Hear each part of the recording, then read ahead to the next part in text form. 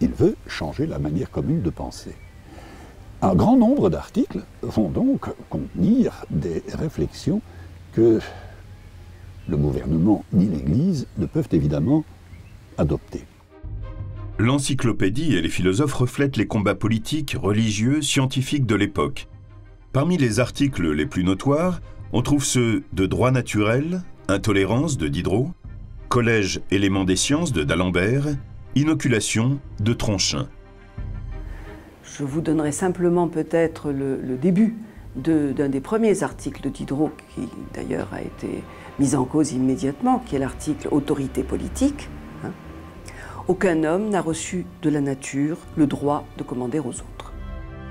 La méthode des renvois permet parfois de leurrer les autorités politiques et de faire réfléchir le lecteur. Ces renvois sont souvent des articles qui contrediront tout simplement ce qui est dit dans le premier article objectif, et parfois d'une façon assez scandaleuse. Si vous prenez l'article anthropophage, par exemple, bien, il y a évidemment une longue partie de l'article qui explique qu'il y a des sauvages anthropophages en Afrique, etc. Un article exotique tout à fait banal, oui. Et puis il y a les renvois. Vois par exemple hostie. Les encyclopédistes peuvent faire passer des vues contestataires par le biais d'articles apparemment anodins. Ainsi, l'article intitulé Capuchon se moque ouvertement des moines. Exemple, l'article Arche de Noé. L'arche de Noé est parfaitement conforme à la tradition. Il raconte comment Noé, prévenu du déluge, fait entrer dans son arche un mâle et une femelle de toutes les espèces. Il ne contredit pas, mais il s'extasie sur l'extraordinaire ampleur de ce travail. Ça a été une véritable merveille, ça a été un véritable miracle, faire entrer des milliers d'espèces. Autrement dit, en exagérant et en soulignant, en allant trop dans le sens de l'orthodoxie, il fait réfléchir le lecteur pour lui faire constater que c'est une absurdité.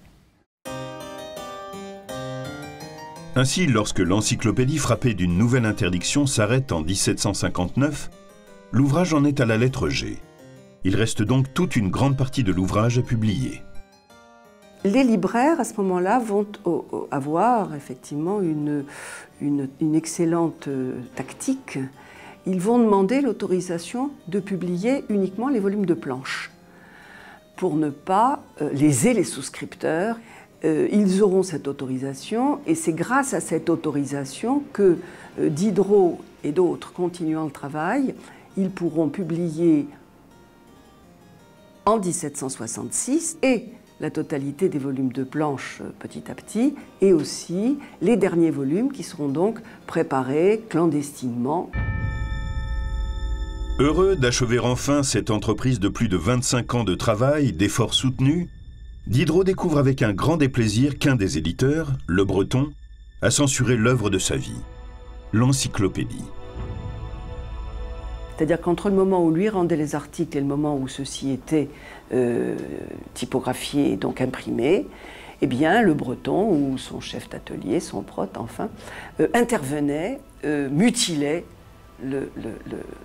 l'ouvrage et de crainte de la censure, avec un souci bien commercial de ne plus être embêté par les poursuites royales.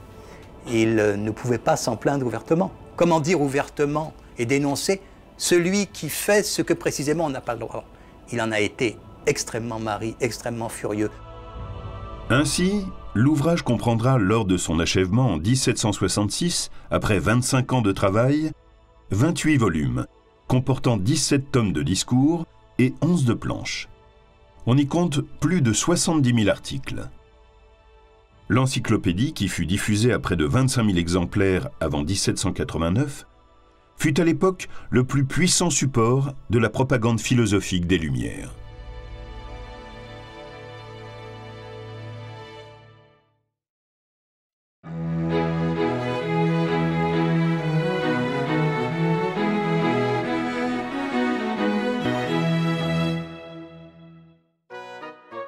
Dès 1754, le philosophe loge rue Taranne, au cœur de Saint-Germain-des-Prés.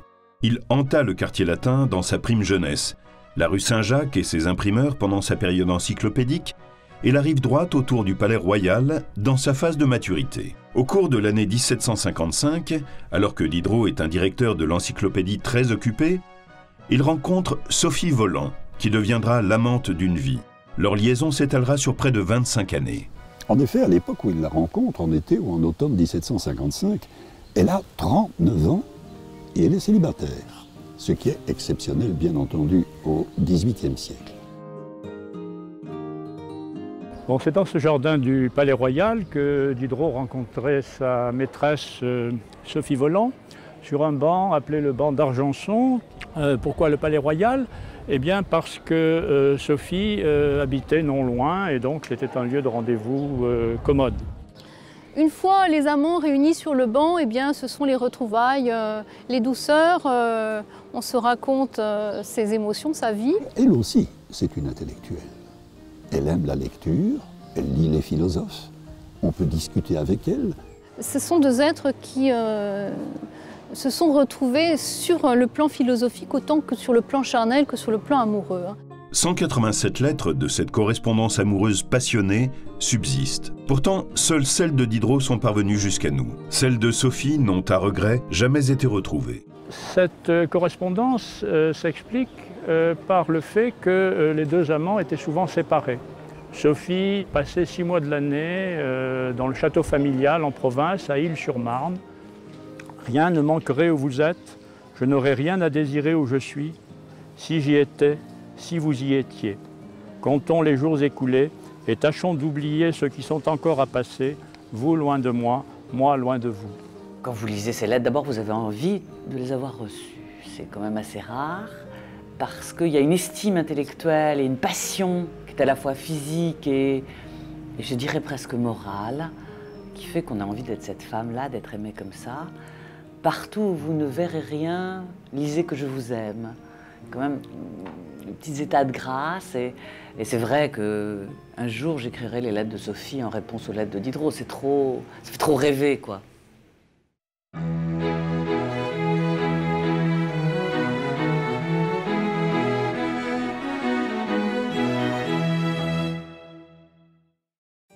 Un jour, il y rencontra le neveu du célèbre musicien Rameau. Cette entrevue mémorable, ainsi que les suivantes, donnera naissance à une des plus grandes œuvres de Diderot, Le neveu de Rameau. Votre oncle, le voyez-vous quelquefois? Oui, passer dans la rue.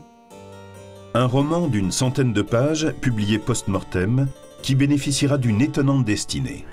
Il ne peut pas écrire Le neveu de Rameau s'il n'est pas aussi un peu, une période donnée de sa vie, le neveu lui-même. Le dialogue entre moi, philosophe, et lui, le parasite, dans les jardins du Palais Royal, ou quand il fait moins beau, dans le café de la Régence, où l'on joue aux échecs.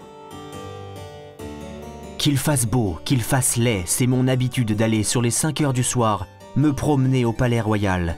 C'est moi qu'on voit toujours seul, rêvant sur le banc d'Argenson.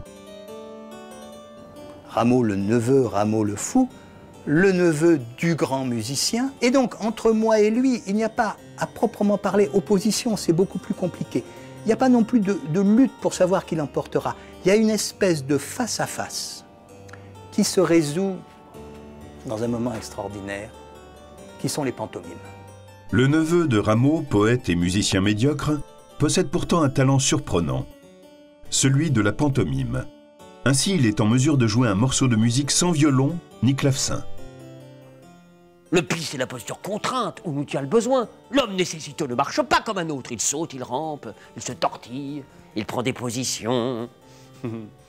Il exécute les diverses pantomimes de l'espèce humaine. Montrer que, par exemple, le neveu représente la pantomime d'un joueur de violon génial dont on n'entend pas la musique. À votre compte, il y a bien des gueux dans ce monde-ci. Mais je ne connais personne qui ne sache quelques pas de votre danse. Oui, vous avez raison, il n'y a dans tout un royaume qu'un homme qui marche, c'est le souverain. Le souverain? Et croyez-vous qu'il ne se trouve pas de temps en temps à côté de lui un petit pied, un petit chignon, un petit nez qui lui fasse faire un peu de la pantomime? Quiconque a besoin d'un autre est indigent et prend une position. Le roi prend une position devant sa maîtresse ou devant Dieu. Il fait son pas de pantomime. Le ministre fait le pas de courtisan, de flatteur, de valet ou de gueux devant son roi. La foule des ambitieux danse vos positions sans manière plus viles les unes que les autres devant le ministre. Ma foi, ce que vous appelez la pantomime des gueux n'est jamais que le grand branle de la terre. Chacun a sa petite husse et son gros financier Bertin. Ah, ça me console. Il y a pourtant un être dispensé de la pantomime, c'est le philosophe, qui n'a rien et qui ne demande rien. Ce dialogue croustillant et plein d'esprit couvre de nombreux sujets, allant d'une discussion sur les hommes de génie, en passant par des réflexions sur la musique, la flatterie, les arts, et même des mœurs des élites intellectuelles parisiennes. Moi, je sais que je suis tombée dans le neveu de Rameau adolescente et que j'ai eu le sentiment que c'était un dialogue entre moi et moi. Bien sûr, c'est des hommes qui parlent, c'est un philosophe, un neveu, mais c'est aussi ce que chacun porte en soi, sa part mauvaise et sa part bonne, si on peut dire. Le manuscrit de cette œuvre brillante a connu une destinée hors du commun. Rédigé à partir de 1760, la fameuse rencontre avec le neveu ayant eu lieu environ 5 ans plus tôt, Diderot mettra près de 15 ans pour l'achever. Elle n'est pas publiée de son vivant, sauf dans la correspondance littéraire, et donc elle ne touche que très peu de gens, peut-être couronnés d'Europe. Et puis on la perd. Eh bien, il a été d'abord, en première mondiale, publié en allemand, pas par n'importe qui, par Goethe lui-même, et il ne sera connu en France que par une retraduction en français du texte allemand que Goethe a traduit.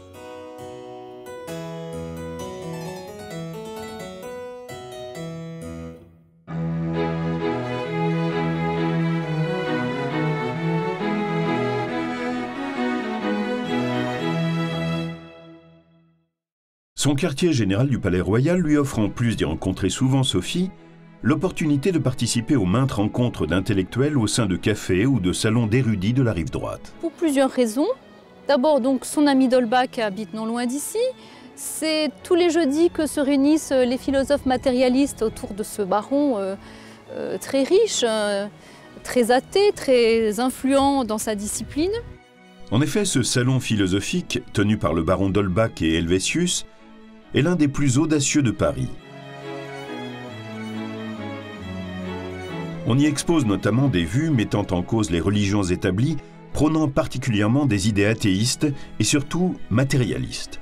Il fréquentait ce salon assidûment, confrontant avec verve ses idées avant-gardistes et piochant des concepts visionnaires. Et Diderot soutient qu'il n'y a que de la matière et qu'elle suffit pour tout expliquer. Ce qui veut dire qu'elle suffit pour expliquer la vie, les phénomènes spirituels, bref, tout ce que d'ordinaire on attribue à autre chose que la matière. Donc ça suppose en effet un monde sans Dieu, comme on l'a vu, et pour ce qui concerne l'homme, ça va avoir une conséquence assez décisive, qui est qu'il va falloir penser l'homme sans âme spirituelle. La position matérialiste de Diderot est une position clandestine. Ainsi, les textes philosophiques de Diderot les plus audacieux vont très peu circuler de son vivant. Ils ne seront découverts qu'après sa mort. Je pense ici par exemple au rêve de d'Alembert, qui est sans doute qu'on considère souvent maintenant comme le sommet de son œuvre philosophique et qui est une œuvre qui ne connaît qu'une diffusion extrêmement restreinte du vivant de Diderot. Le rêve de d'Alembert, rédigé en 1769, met en scène à travers 3 dialogues plusieurs amis de Diderot. Diderot va développer ses théories sur la vie et la nature. Ça, c'est la première thèse importante, donc passer de la matière morte à la matière vivante, passer de la matière vivante à la pensée, là, Diderot peut s'appuyer sur la philosophie de la connaissance de son temps, c'est-à-dire à partir de la sensation, la sensibilité, montrer que lorsqu'on confronte des sensations, vont naître des idées, que ces idées comparées font naître de la pensée, etc. Et d'une certaine façon, il s'agit de montrer une forme de continuité de la matière à la pensée. Diderot va donc penser autrement la notion de morale sans Dieu. Il faudra, selon lui, fonder une échelle morale dans les rapports humains et dans la nature. Ces interrogations déterminantes seront envisagées dans d'autres célèbres ouvrages matérialistes de Diderot.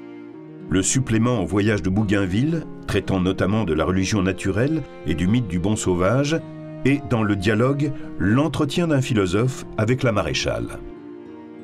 Ce sont des textes qui formulent l'idée de la possibilité d'un athée vertueux, au fond, hein, d'une morale matérialiste, d'une forme d'honnêteté libérée des normes religieuses.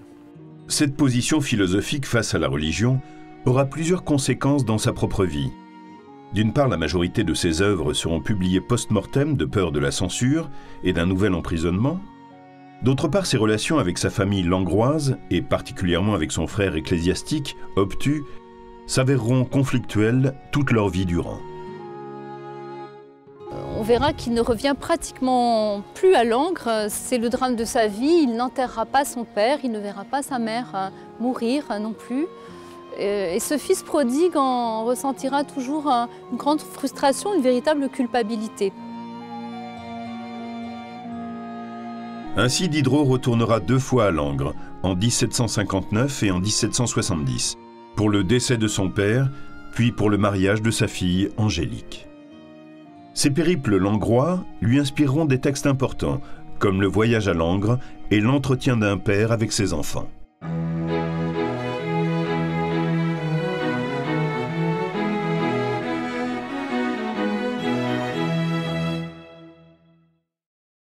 Diderot innovera dans tous les styles littéraires. Il laisse son empreinte aussi bien dans le théâtre, où il pose les fondements du drame bourgeois, que dans le roman qu'il modernise. Lorsqu'il écrit lui-même des pièces de théâtre, par exemple, comme Le Fils naturel en 57 ou Le Père de famille en 58, ces 2 pièces sont accompagnées de traités théoriques.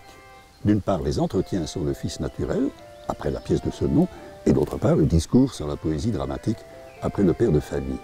Et là, ce qu'il propose, c'est une réforme du théâtre. Il invente le drame bourgeois, un genre intermédiaire entre la tragédie et la comédie, qui présenterait des êtres humains dans leur état normal, ni ridicule ni tragique. Un réel retour à l'authenticité.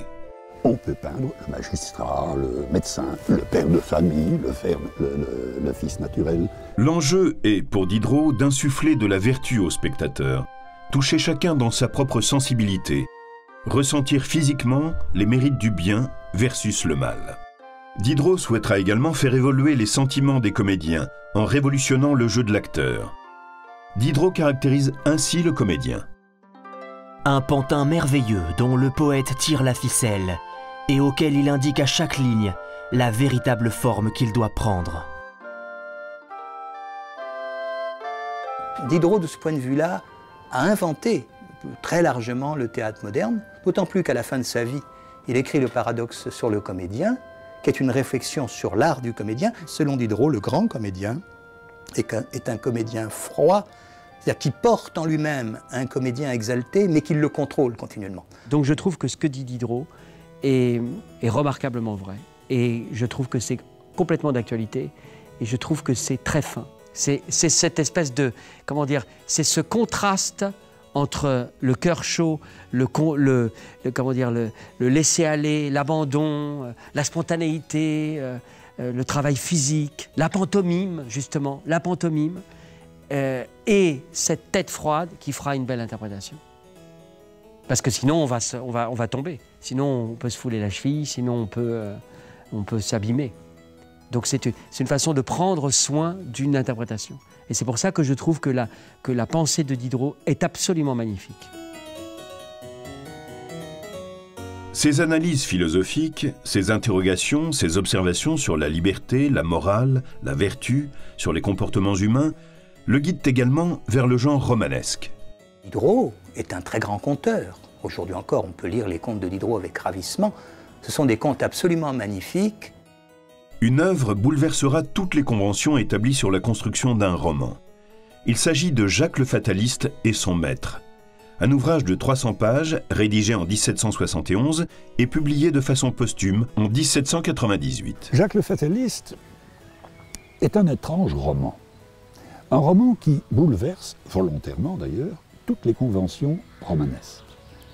D'abord par son titre, Jacques le Fataliste, c'est-à-dire Jacques le Déterministe. Doctrine selon laquelle tout ce qui nous arrive est soit déterminé par Dieu dans sa providence ou dans sa grande sagesse, certes inconnue, soit par le hasard, soit par la fatalité. Le sujet de ce roman est très simple. Jacques et son maître cheminent sur la route, ils dialoguent à bâtons rompus, leur voyage étant ponctué d'incidents inattendus, de digressions savoureuses et d'interventions inopinées du narrateur. Où vont-ils? Nous l'ignorons et nous l'ignorerons toujours. D'où viennent-ils? On ne le sait pas davantage. C'est d'ailleurs le début du récit. D'où venait-il? Du lieu le plus prochain? Où allait-il? Est-ce qu'on sait où on va? Alors justement, c'est ce que ne veut pas faire Diderot. Tout au long de ce roman, il casse le récit. Il est lui-même le narrateur. Et un narrateur intervient. Il intervient pour répondre aux questions du lecteur. Un lecteur qui se demande justement où on va et ce qu'on veut dire, et le narrateur, avec une incroyable insolence, l'envoie promener. Ce roman insolite déconcerta à sa parution. Il faudra attendre le XXe siècle pour découvrir la valeur profonde de ce roman. Et c'est, vers les années 60, les recherches sur le roman de l'époque de ce qu'on a appelé le nouveau roman, qui vont aider à comprendre à quel point Diderot était précurseur dans l'invention d'un roman dégagé des conventions romanesques et qui est en même temps une allégorie de la vie.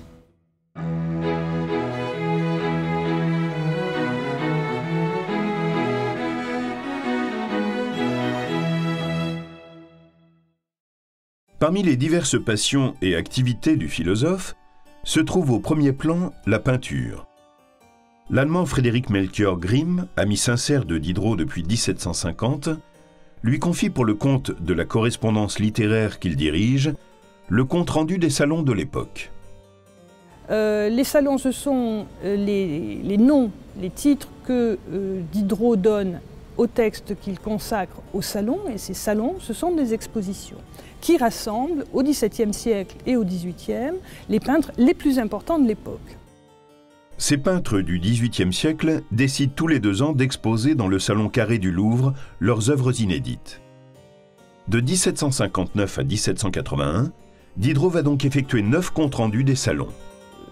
Donc, ce qui caractérise la critique d'art, c'est qu'il s'agit de rendre compte de la peinture et de la sculpture, plus accessoirement, du point de vue du spectateur et non pas du point de vue des artistes, ce qui correspond plutôt à la théorie de l'art au XVIIe siècle.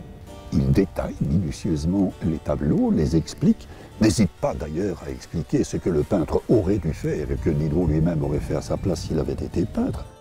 Ces salons seront également l'occasion d'exposer ses conceptions esthétiques innovantes sur la peinture et sur la sculpture. Ainsi, il développe plusieurs réflexions sur la notion de beau et sur le paradoxe de la peinture.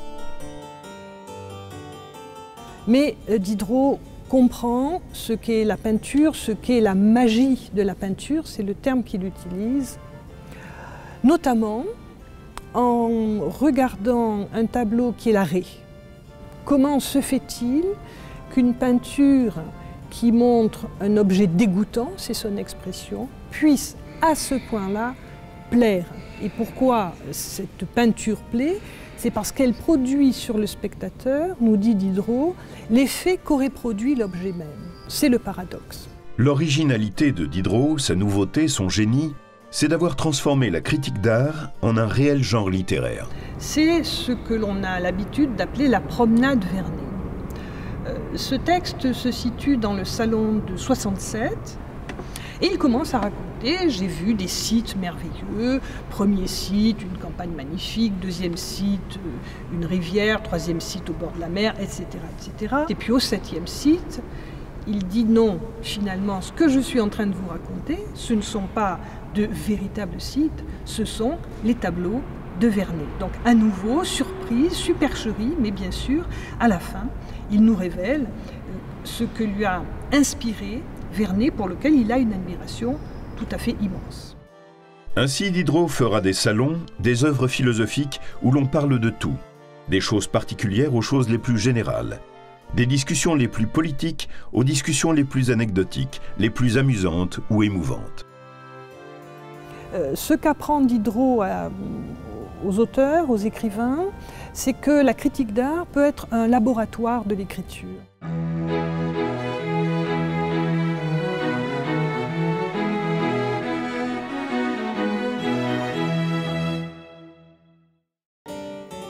En 1773, Diderot est un homme accompli. Il a achevé l'encyclopédie, touché magnifiquement à tous les styles littéraires, écrit pour les salons et a marié sa fille. Il peut donc réaliser son voyage à Saint-Pétersbourg afin de partager ses idées avec Catherine II de Russie et la remercier de son mécénat. Ce voyage à Pétersbourg, en fait, était prévu depuis longtemps. Et il devait aller remercier sa bienfaitrice, puisqu'elle lui avait non seulement acheté sa bibliothèque en 1765, donné une rente de 1000 livres. Donc il a pu écrire et vivre à l'abri du besoin, et aussi marier sa fille, la doter, etc., grâce à Catherine II. Après un long périple, Diderot arrive le 8 octobre 1773 à Saint-Pétersbourg. Les entretiens avec Catherine débutant aux environs du 15 octobre. Il a écrit environ 400 pages d'une petite écriture au fur et à mesure pour préparer les entretiens, c'est-à-dire pour répondre d'abord aux questions de Catherine II. Ainsi, ils s'entretiennent sur tous les sujets préoccupant la souveraine, le commerce, les impôts, l'éducation nationale et le servage. Il insistera sur le fait que pour qu'une nation se développe, il faut un système représentatif, il faut l'égalité devant la loi, il faut rabaisser les prétentions et les privilèges de la haute aristocratie. Pourtant, Catherine II fut durant son règne exactement le contraire de ce que voulait Diderot. En effet, les privilèges de la haute aristocratie ont été confirmés et le servage aggravé. Il en ressort de part et d'autre une double illusion. Diderot souhaite être utile à la Russie en prodiguant des conseils politiques à la tsarine afin d'engager des réformes éclairées. Celle-ci n'en fera rien. D'un autre côté, Diderot, pas dupe de son pseudo-libéralisme, écrira à son retour de Russie en 1774 les observations du Nakaz, critiquant sans ménagement les actions entreprises par Catherine II durant sa souveraineté et sa conception du pouvoir. Dès lors, elle n'aura de cesse de dévaloriser le philosophe. Il devait être d'autant plus en colère que dans la dernière édition, du vivant de Diderot de l'histoire des deux Indes, 1780, il y a des pages importantes sur la Russie, rédigées par Diderot, des contributions anonymes, mais où sa plume était quand même très reconnaissable. Et ce sont des propos qui correspondent tout à fait à ce qu'il y a dans les observations sur le Nakaz, et même en plus amer, en plus sombre. La conséquence à long terme des relations de Diderot avec Catherine II est la conservation par celle-ci des copies manuscrites des œuvres du philosophe. Elle se garda bien de publier un auteur devenu aussi sulfureux. Ainsi, la réception de la majorité de son œuvre s'effectuera tardivement.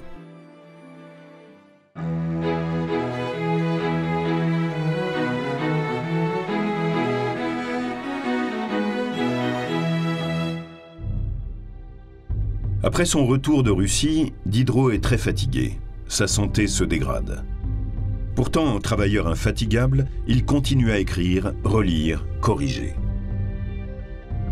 Sa dernière demeure, procurée par Catherine II, sera située au 39 rue de Richelieu, près du Palais Royal. Diderot s'éteint le 31 juillet 1784, à 70 ans. Le philosophe fut enterré à l'église Saint-Roch, où figurent deux de ses tableaux préférés, et qu'il a commentés pour le salon de 1767. Saint-Denis prêchant la foi et le miracle des Ardents.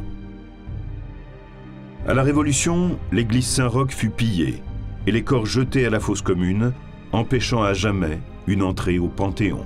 Cela me fait dire et penser et m'insurger contre le fait que Diderot n'occupe vraiment pas la place qu'il mérite et que je continue d'avoir un grand chagrin à l'idée que ce type prodigieux qui élève l'âme et qui élève l'esprit et qui donne des libertés aux hommes comme aux femmes va passer tout le 19e siècle dans un silence complet. En effet, entre l'éloignement de ses manuscrits en Russie et les corrections et grattages malencontreux des textes par sa fille, l'intégrité de l'œuvre fut longtemps méconnue. Alors que ses contemporains ne voyaient en Diderot qu'un directeur de l'encyclopédie et un auteur sulfureux, le XXe siècle découvrait l'intégralité de son œuvre et son génie sublime. La ville de Langres rend hommage à Denis Diderot dans son musée, la Maison des Lumières. Et on peut dire que Diderot, à la fois, illustre par sa diversité ce qu'a été le siècle des Lumières, mais qu'en même temps, ce siècle des Lumières a participé aussi à la formation et à façonner l'esprit de Diderot. Le monde a découvert tardivement un génie dont désormais on ne peut plus se passer, tant l'homme et l'œuvre sont un enchantement pour l'esprit. Diderot est celui qui a réinventé le théâtre, totalement. Il a d'une certaine façon inventé la psychanalyse, puisque en inventant 2 de ses doubles, dans Jacques le Fataliste et le Neveu de Rameau, il a montré qu'il y a une façon de vivre avec soi-même qui est de se parler et de se découvrir, puisque l'un est moi et le surmoi, le conscient et l'inconscient, et c'est une extraordinaire modernité. Il a aussi, dans cette extrême compétence dans tant de domaines différents, eu l'intuition de choses aussi modernes que la théorie de l'évolution de Darwin, que même l'importance des cellules souches, dont il a deviné l'existence bien avant tout le monde, et a apporté à la compréhension de la modernité une chose fondamentale, c'est que la modernité, c'est la transversalité. Et Diderot, en faisant sans cesse des ponts dans tous les domaines qu'il a découverts grâce à l'encyclopédie, est certainement l'incarnation de l'avant-garde d'aujourd'hui. Parmi les morts, il y en a toujours quelques-uns qui désolent les vivants. Adieu, monsieur le philosophe. N'est-il pas vrai que je suis toujours le même? Ah oui. Malheureusement.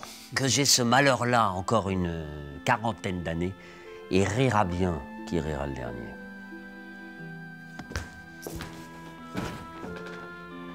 Rira bien qui rira le dernier.